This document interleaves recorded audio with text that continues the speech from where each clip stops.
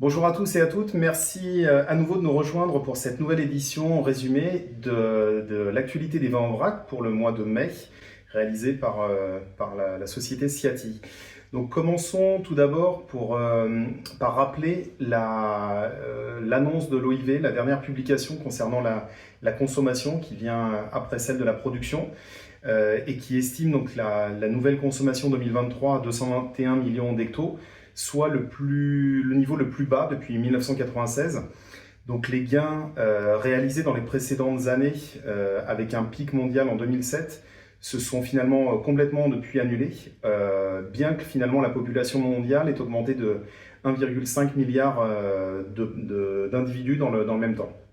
L'OIV a énuméré des raisons potentielles de cette contraction, avec notamment la baisse de la consommation en Chine depuis 2018, les crises énergétiques ou inflationnelles en 2022. De notre côté, on essaye d'apporter une autre analyse de ça, et qui serait plutôt liée aussi à cette offre excédentaire à long terme. Donc on voit qu'il y a aussi une réduction du pouvoir d'achat discrétionnaire depuis la crise financière mondiale de 2007 et 2008. Le coût souvent plus élevé du vin par portion par rapport aux boissons concurrentes, des messages de santé publique de plus en plus percutants, un intérêt moindre pour la consommation d'alcool de la part de la génération Z ou même des millennials. On constate également des arrachages de vignobles en cours en réponse en fait au manque de besoin pour les raisins de cuve ou l'incapacité finalement de vendre ces produits avec une marge viable. Donc les principaux arrachages dont on parle ont lieu en Californie, en France, au Chili, mais même dans d'autres autres pays. Quoi qu'il en soit, sachez que dans cette période un peu compliquée, Ciati s'engage à aider les fournisseurs à trouver des débouchés pour leurs vins en vrac et leurs raisins, et ce qui profite également aux acheteurs qui savent qu'ils ont une vue finalement d'ensemble du marché et qui disposent de toutes les options possibles pour prendre des décisions. Donc encore une fois, n'hésitez pas à nous contacter pour qu'on puisse répondre à vos problématiques. Attaquons donc le résumé de ce rapport avec l'hémisphère sud et comme d'habitude l'Argentine où la récolte 2024 est estimée à 1,9 million de tonnes métriques, soit une hausse de 25% par rapport à la très faible récolte de 2023 où on avait enregistré 1,45 million de tonnes. On constate une demande internationale assez stable pour le Malbec.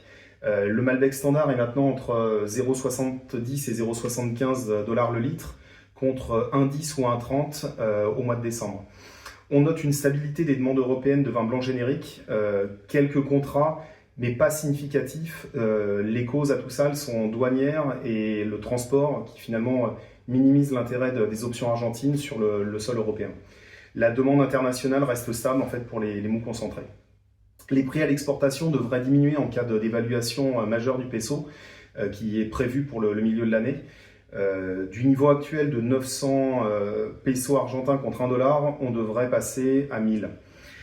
Passons maintenant au Chili où la production de 2024 a énormément perdu puisqu'elle est inférieure à quasiment 25% à la moyenne. Elle va descendre sous les 8,5 à 9 millions d'hectos. C'est une récolte très faible qui est principalement expliquée par des conditions météo et aux arrachages qui ont été enregistrés sur le vignoble. 20% de la superficie devrait être arrachée de nouveau entre 2023 et 2024, ce qui voudrait dire qu'on a finalement un vignoble qui s'est réduit de plus de 20% sur une période de 24 mois. La demande européenne a été assez ponctuelle sur des vins blancs génériques, puisque en tout début de campagne, on avait des prix très intéressants, mais qui sont finalement un peu réduits, et les prix ont augmenté.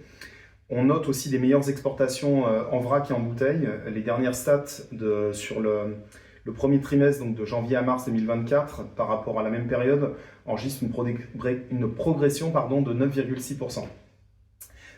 Donc ça se combine encore une fois à cette faible récolte a eu aussi par contre pour effet de faire augmenter un peu le prix des vracs. La disponibilité de certains vins, même les rouges 2024, est finalement plus faible que prévu.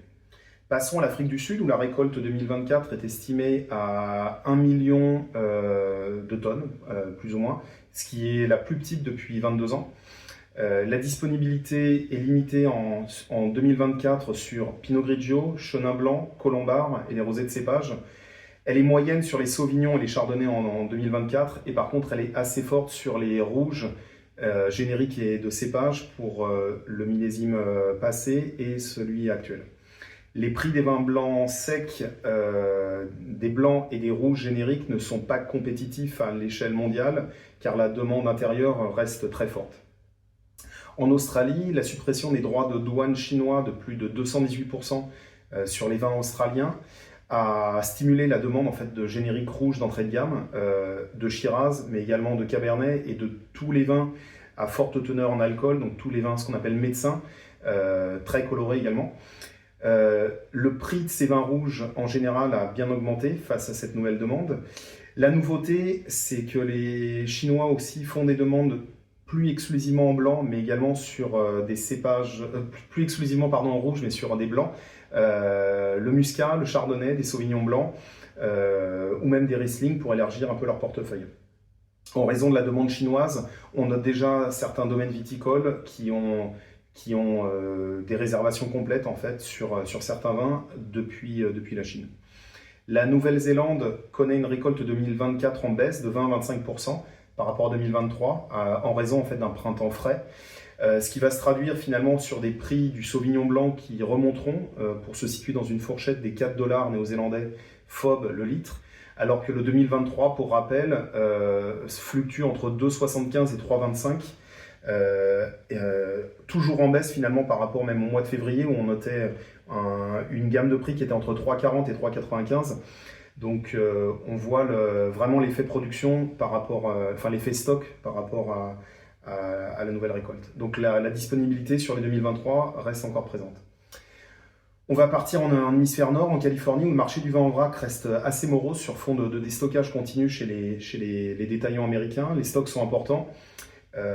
Les opportunités en Californie restent sur les appellations costales. Donc pour les acheteurs internationaux qui peuvent rechercher des vins haut de gamme, c'est le moment de considérer des Pinots Noirs de Monterey ou même des Cabernet Sauvignon de la Napa Valley. La demande est lente pour les contrats 2024. On s'attend à ce qu'un grand volume de vin ne soit pas contracté ou carrément pas récolté pour la récolte 2024. Le risque de gel est presque passé, donc on s'achemine vers une récolte sans incident majeur. En France, la demande de vin blanc et de rosé, vin de France non millésimé du Sud, est restée bonne, en raison toujours de l'offre limitée en Italie et en Espagne, où finalement les produits qu'on trouve dans nos bassins se retrouvent les moins chers en fait, pour ces mêmes acheteurs. Pour ce qui est des cépages, la situation n'est pas tout à fait la même sur le millésime actuel. Peu de contractualisation, donc ce qui explique finalement une baisse des prix et finalement potentiellement en fait, un rapport qualité-prix beaucoup plus intéressant pour des acheteurs qui souhaiteraient se concentrer en fait, sur ces références. Le risque de gel est presque passé, sans incident majeur. On a connu quelques gros orages de grêle ces dernières semaines, mais finalement sans grandes conséquences. Les régions du sud de la France, auparavant sèches, ont reçu énormément de précipitations, donc ce qui regonfle un peu les nappes. La confiance en une récolte 2024 de taille moyenne pourrait finalement, encore une fois, exercer une pression à la baisse sur les prix. La situation, par contre, du vignoble charentais pourrait également rebattre un peu les cartes des génériques blancs en 2024 en Europe. On s'attend à ce que là-bas aussi la récolte soit forte et en fonction des choix politiques sur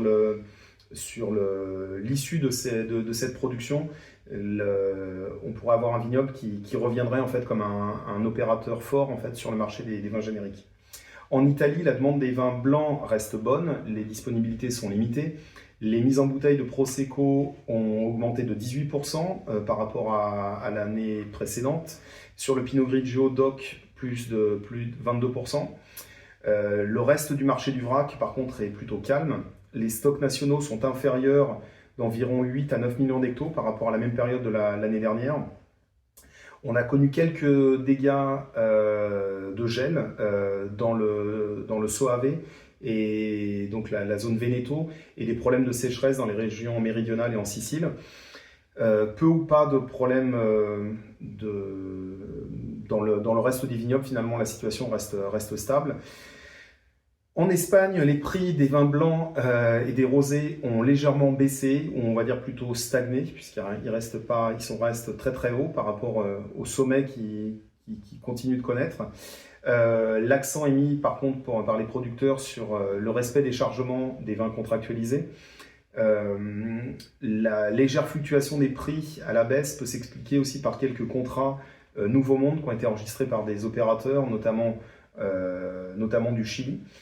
On note des stocks de vins blancs et de rosés vraiment limités en fait sur 2023.